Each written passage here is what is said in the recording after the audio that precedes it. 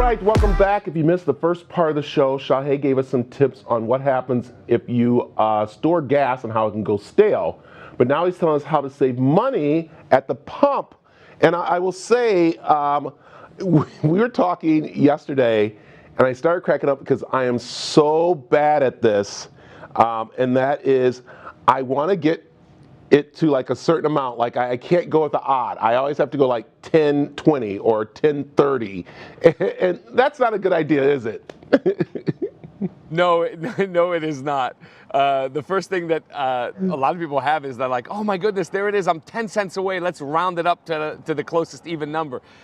That's all right to do, but realistically, it's not, because that neck, the filler neck on the fuel tank, is important, because once you fill it up, from there down there, there's that empty space, and that needs that air room to breathe. So if you keep going to round it up, you've brought it all the way up to the very top, and now there's no room to breathe, and that's not good for the engine, it's not good for the fuel pump, and it's going to pop out of this pressure cap, so it's not good at all. When it stops automatically, you're done. Yeah. Live with the odd number. Yeah, and that means because I've wasted more gas when it like falls out of there. That's why I just wasted some money, right? Well, sure. Exactly. Yes, absolutely. So, all right, let's talk idle threat. What's this idle threat?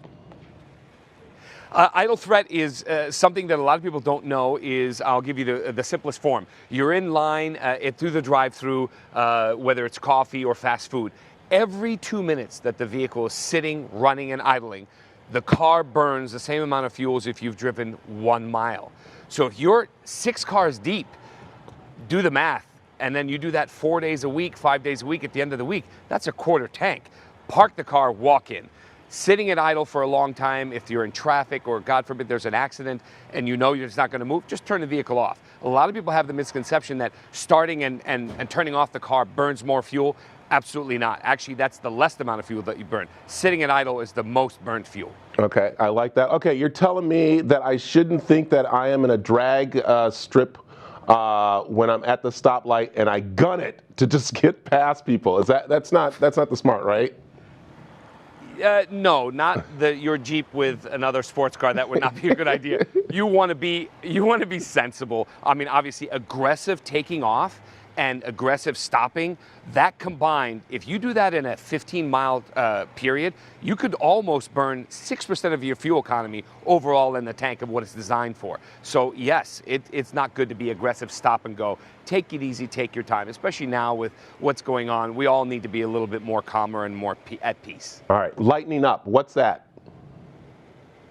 I'm sorry, I didn't hear you. The lightening up one, like not so much a big of a load, right? Is that what it is? Oh, yeah. Oh, yeah. Lighten up. Yes. Lighten up. Basically, what you want to do is, yes, you want to make sure that your vehicle is not used as a storage facility. A lot of people, like, I'll give you an example, are personal trainers. They go to homes, they do whatever, and they have all their gym equipment in the back. Real estate agents, they have those signs and things in the back. Heavyweight load, using it as a storage, it's adding more drag. So if you know you're not going to be needing those items, empty the vehicle, empty the trunk, and keep it to its original weight. I get it if there's people in the vehicle, but to use it as a storage facility, not a good idea. So lighten that up, and you'll save probably close to 5% on your fuel economy. I like it. There you go. And I know the other one very quickly, and that is, of course, tire pressure. You always tell me to make sure I have the proper tire pressure.